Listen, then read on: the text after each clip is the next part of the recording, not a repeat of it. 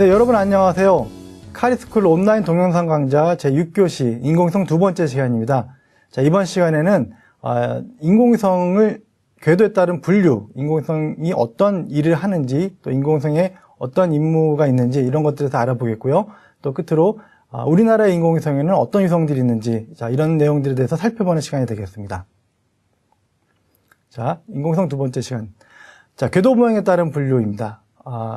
여러분들 아시는 것처럼 인공위성은 크게 이제 정지궤도, 저궤도, 또 중궤도 이렇게 많이 분류하는데요.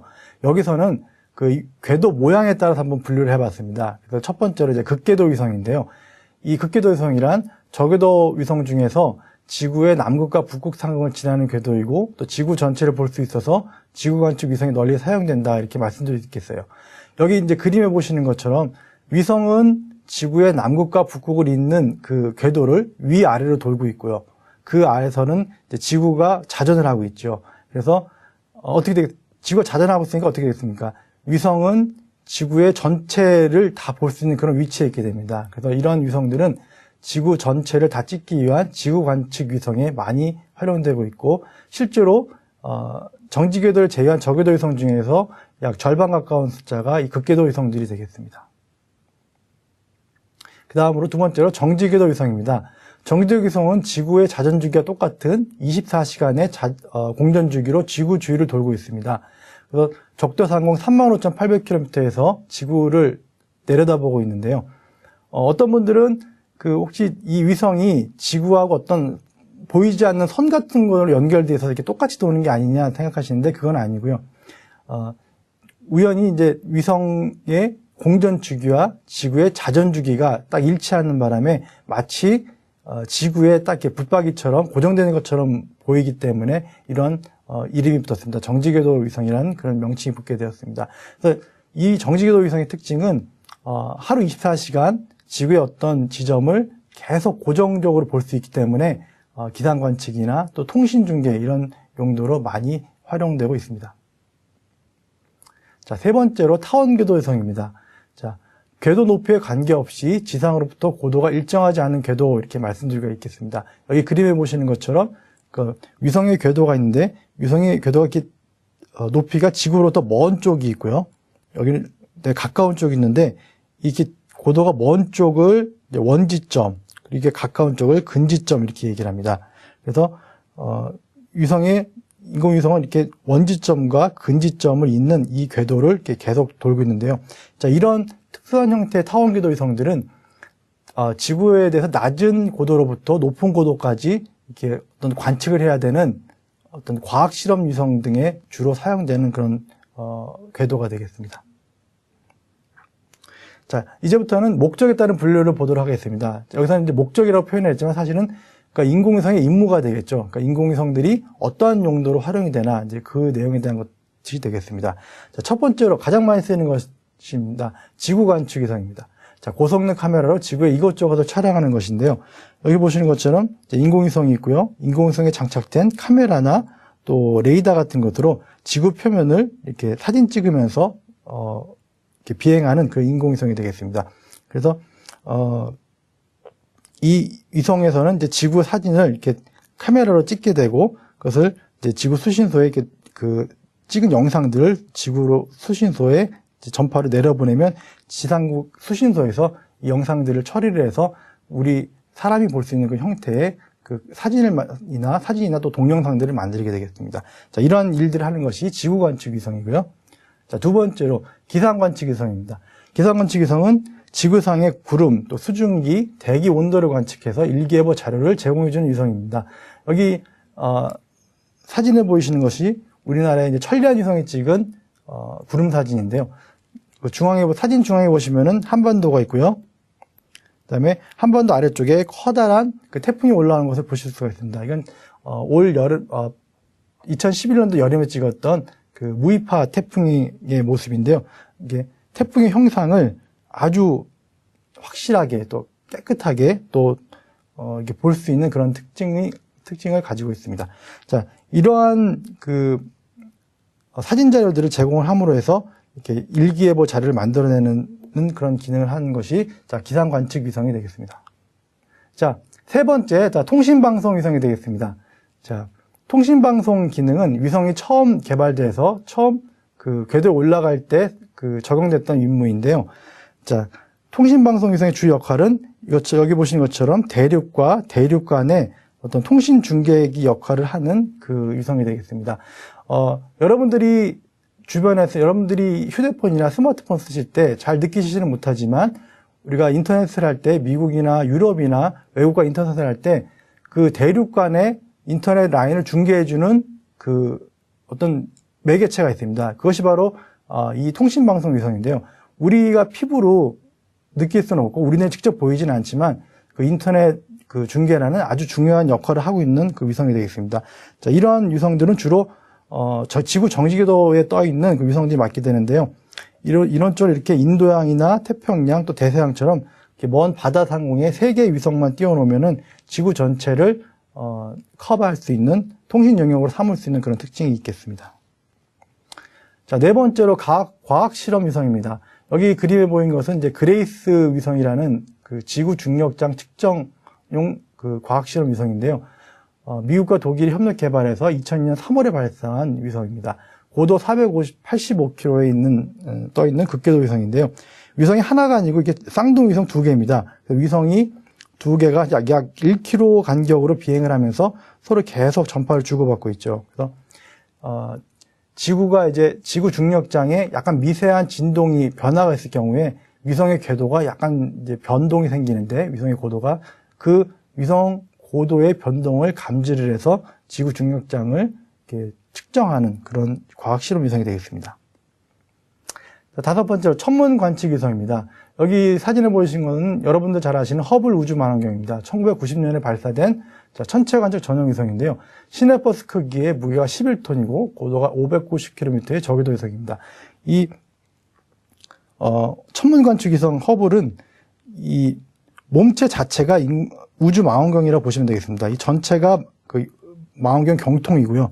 이 아래쪽 하단부에 그 인공위성의 그 우주의 영상을 측정해서 사진을 찍어서 지구로 송신하는 그런 장치들이 들어 있습니다. 그리고 좌우측에 이제 전기를 공급하기 위한 태양전지판이 설치가 되어 있고요.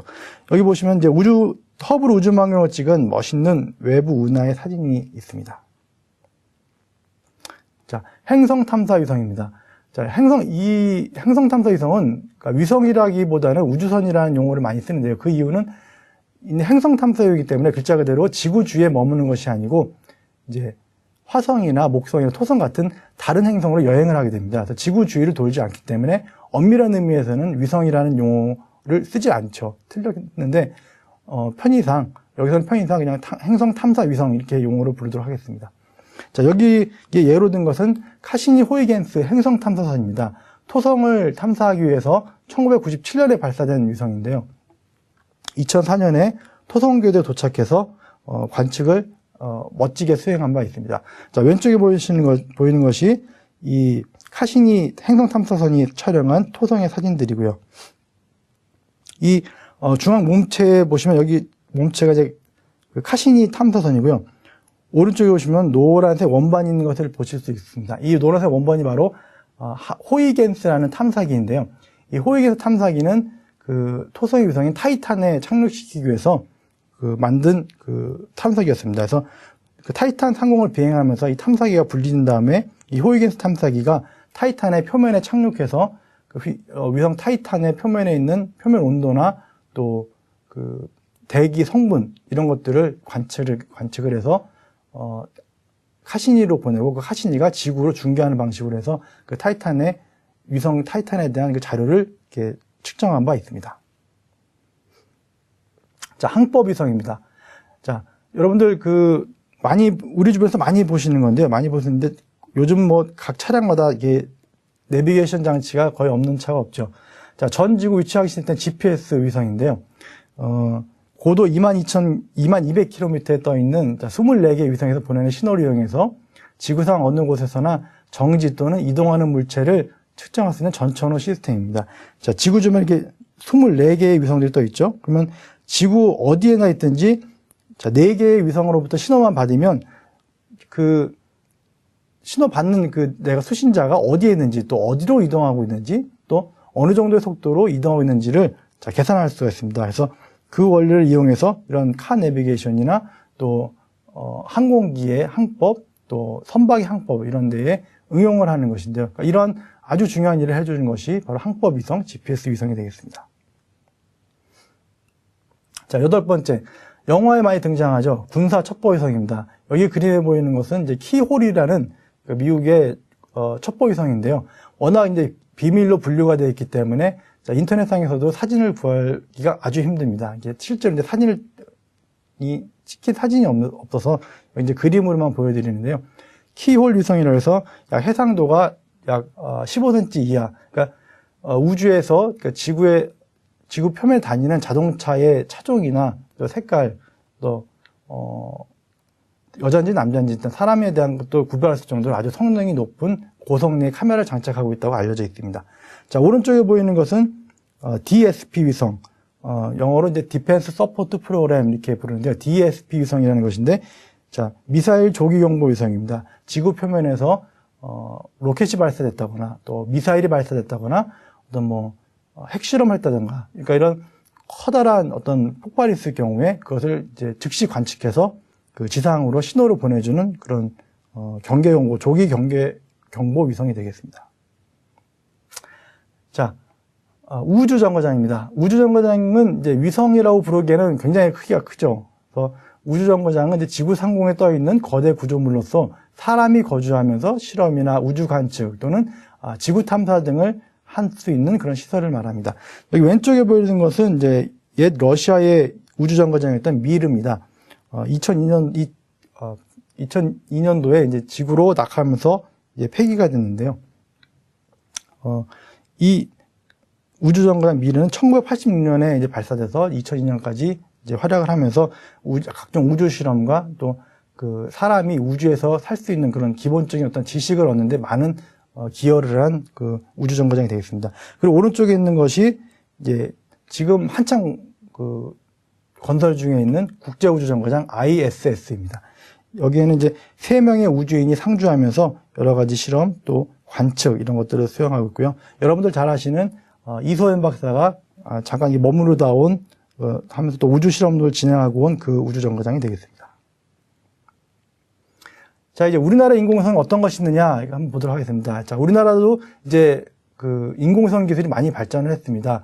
자, 1992년 우리나라 처음으로 최초로 발사된 위성 우리별 1호인데요. 우리별 1호를 시작으로 해서 지금 우리나라 이제, 지난해 발사된 천련위성까지 무려 10개가 넘는 그 위성들을 보유한 위성 강국으로 올라섰습니다. 여기 보시는 것은 우리나라의 첫 번째 위성 시리즈였던 우리별 위성들인데요. 1990여 년에 발사된 우리별 1호, 또 93년에 발사된 우리별 2호, 그다음에 1999년에 발사된 우리별 3호, 이렇게 해서 우리별 위성 시리즈가 되겠습니다. 이 우리별 위성 시리즈는 대전의 한국과학기술원 카이스트 인공위성센터에서 개발한 위성들이 되겠습니다. 자, 우리별 시리즈 다음으로 이제 카이스트에서 과학기술원에서 개발한 과학기술 위성 1호가 되겠습니다. 2003년 9월 27일에 발사했고 무게는 106kg. 그러니까 우리별 시리즈보다는 약간 그 사이즈가 크죠. 큰 위성이 되겠습니다. 자, 그 다음에 발사될 뻔한 위성인데 과학기술 위성 2호입니다. 비운의 인공위성이라고 말씀드릴 수 있겠는데요. 국내 최초의 인공위성 발사체 나로에 탑재됐던 위성입니다. 나로가 아쉽게도 궤도에 이 위성을 올리지 못했기 때문에 실제 아직 궤도상에는 오르지 못했지만 언젠가는 나로를 타고서 멋지게 궤도로 올라갈 수 있는 그 위성이라고 말씀드릴 수 있겠습니다. 특히 과학기술 위성 2호에는 레이저 반사판이 달려 있어서 지구에서 발사되는 레이저 신호를 반사시키는 그런 기능이 있습니다. 그래서 이 레이저 반사기를 이용해서 위성의 궤도를 위성의 고도를 정확히 측정할 수 있는 그런 특징이 있습니다. 자, 그 다음 우리나라 인공위성으로 무궁화위성 시리즈입니다. 자, 이것은 이제 국가위성은 아니고 KT의 통신방송용 정지궤도 위성이 되겠습니다. 1995년에 1호, 96년에 2호, 1999년에 3호, 그 다음에 5호, 지난해 2010년에 6호까지 5개의 위성이 발사됐는데요. 현재 1호는 임무를 마치고 폐기가 되었고요. 2호도 이제 곧 폐기 단계에 머물러 있습니다. 그래서 지금 현재 3호, 5호가 활발히 활동 중에 있고요. 6호는 지금 테스트를 거의 끝내고 이제 실제 정상 운영에 들어갈 채비를 갖추고 있습니다. 이 무궁화위성 시리즈는 동경 113도와 또 116도에 나눠서 운영이 되고 있고요. 수명 약 10년에서 15년간은 통신방송 위성이 되겠습니다. 이 민간용 상업용 통신방송 위성들은 일반적인 지구관측, 적외도 지구관측 위성보다는 수명이 굉장히 깁니다. 그래서 보통 10년, 15년, 긴 것은 뭐 17년, 18년까지 작동하고 있습니다. 자, 그 다음에 아리랑 위성 시리즈입니다. 아리랑 위성은 지금 1호기, 2호기, 또 이제 3호기, 5호기가 올해와 내년에 이제 발사될 예정이 있는데요. 이 아리랑 위성은 적외도 정밀 지구관측 위성으로서 1999년도에 발사된 1호기는 해상도가 약 6.6m, 그리고 2006년에 발사된 2호기는 해상도가 약 1m가 되겠습니다. 그래서 두 개의 위성인데요. 이 두 위성의 이제 해상도를 비교한 사진입니다. 왼쪽에 보이는 것이 이제 1호 영상인데 흑백 사진이고 약간 해상도가 낮죠. 그리고 우측에 보이는 것이 이제 2호 영상인데 칼라 사진이고 해상도가 굉장히 높음을 알 수 있을 것입니다. 그래서 이 두 개의 위성의 영상의 해상도를 차이점을 이렇게 확연히 볼 수 있겠습니다. 자, 이제 앞으로 이제 발사될 위성인데요. 아리랑 위성 3호입니다. 고정 및 지구관측 위성이고 고도 685km에서 자, 내년도 중반에 발사될 예정으로 있습니다. 이 아리랑 위성 3호는 이제 광학 관측 위성으로서 이 중앙에 보시면 커다란 이제 망원경처럼 생긴 지구 관측 카메라가 있는데요. 여기서 아주 높은 해상도의 그 지구 관측 사진을 찍을 수 있도록 지금 개발이 되었고 거의 이제 완료 단계에 들어가 있습니다. 그 다음에 아리랑 위성 5호입니다. 아리랑 위성 5호는 이제 국내 최초의 레이더 관측 위성입니다. 레이더 관측은 광학과 달리 구름 위에서도 관측을 할 수 있다는 그런 특징이 있습니다. 고도 약 550km고 2011년 하반기에 발사 예정으로 있습니다. 자, 끝으로 우리나라 인공위성 중에서 천리안 위성입니다. 국내에서 제작된 정지궤도 기상 위성이고요. 기상 관측 외에도 해양 관측 또 통신 실험을 할 수 있는 정지궤도 위성이 되겠습니다. 2010년 6월 27일에 발사해서 동경 128.2도 또 적도상공 35,800km에서 지금 현재 그 임무를 수행을 하고 있습니다. 자, 천리안 위성에서 촬영한 그 영상입니다. 지구가 있죠. 지구 전체를 찍을 수 있는 기능이 있는데 이 지구를 찍다 보니까 요 끝에 요 귀퉁이에 이제 달 사진이 조그맣게 찍힌 게 보이실 겁니다. 이 달 사진을 확대하면 이제 우측에 있는 것처럼 이렇게 달 그림, 달 사진이 이렇게 찍히는데요. 지구뿐만 아니라 덤으로 달까지도 찍을 수 있는 그런 아주 훌륭한 위성이 되겠습니다. 자, 마지막 장입니다. 자, 그럼 이렇게 훌륭한 일을 하고 있는 인공위성들 앞으로는 어떻게 발전할 것이냐 한번 보겠습니다.